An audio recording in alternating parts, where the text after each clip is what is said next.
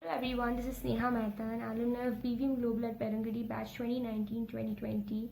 Well, honestly, I must admit it does feel really weird to refer to myself as an alumni because I hadn't really imagined this moment to arrive so soon. It's like when you love where you are, you kind of want to seize that moment forever and never let it go, but unfortunately, that does not happen. So, yes, my 7 year long journey at BVM did have to come to an end. Now, when someone is asked to talk about the most important phase of their lives, there are generally two possibilities. Either you're so stumped and overwhelmed that you don't know what to say, or you have so much to say that you don't know where to start from. And currently, I'm caught up with both these situations. So yes, I joined BVM in sixth grade, and the school that I had come from and the one I was going to were completely different in terms of their cultures and atmospheres. They were just two different worlds altogether. So I remember entering the school premises for the first time, feeling nervous, anxious, and so out of place that I had practically imagined my first day to be a complete disaster. But guess what? At 3:40, I left the school with a broad smile and amazed at how wrong my judgment was. Just the amount of love and warmth any student gets at BVM is just truly remarkable. Just any event, be it sports day, annual day, project day, Ganesh Chaturthi, etc., every single event was celebrated with so much zeal, dedication, fun, excitement, and equal contribution from every student, and that is the best part of my school. In fact, I could now proudly state that our batch had the privilege of hosting our school's first ever cultural fiesta, that is Bhavyam, and this was due to the belief the teachers and management had in us. They knew that if given a chance, we would discharge all our duties to our maximum potential, and we did. Now, when I look back at the girl who walked through BVM's gates 7 years ago and the girl I've become now, they're just totally unrecognizable. The 10-year-old was shy, underconfident, and awkward, and the 17-year-old now is much more confident, and I owe it all to my school.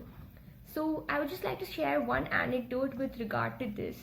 It so happened that I was nominated for the post of head girl, and normally, when a student is given a chance like this, he or she would feel happy and proud, but here I was an exception. I literally cried. I remember going up to the teacher who announced the nominees and pleading her to remove my name. Not because I was unhappy that I was nominated, but because I had to deliver an election speech the following day. And that was just not my cup of tea. And this was due to a weird form of stage fear that I have, and which is that I could dance on stage, I can sing on stage, but when it came to speaking in front of a crowd, I couldn't do it. So back then, my teacher told me that it wasn't possible for her to remove my name and that I had no choice but to do it. So, yes, having no choice, I did it. But though it wasn't a great one and I didn't get elected, I at least tried. And this was due to the last minute motivation and strength that my teacher gave. And just another example to prove this point would be the one wherein every year our school would get invited for MUN, that is the Model United Nations, organized by other schools. And each year I would see my friends enroll for the event, dress up in formal attires as UN delegates, and attend the event confidently. And each year I would make up my mind to go in for it, but when the announcements were made, would fall short of that little ounce of courage and confidence. And why was that? Again, because of public speaking. So even in my last year, when the announcements were made, this time I didn't even give it a thought. I just knew that I wouldn't be going, so I just left it at that. But it so happened that the teacher who came to give us this announcement also had a proxy for our class. So just in a matter of a casual conversation, I just told her about MUN and my fear of not attending it and all that, and she took it upon herself to motivate me. And the funny part is, I actually went in my last year for MUN, which I had been wanting to go for so many years. I went as a member of ICJ. Not that I spoke a lot, but I at least tried. I did something that I always wanted to do. I went beyond my comfort zone, and that was all because of my teacher's last minute motivation and counseling. Yes, public speaking still gives me chills, but the only difference now is that Now I have the courage to not give up without trying.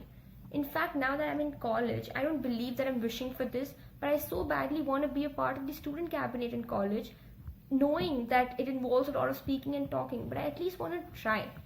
Such was the bond we shared with our teachers. Subjects could have been boring, and yes, they were boring at times, but classes, no. Every class was full of knowledge, experiences to share, and most importantly, fun.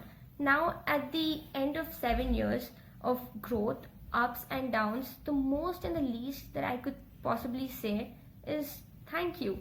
Thank you to the school, to its teachers, and of course, my friends. So, yeah, thank you for everything.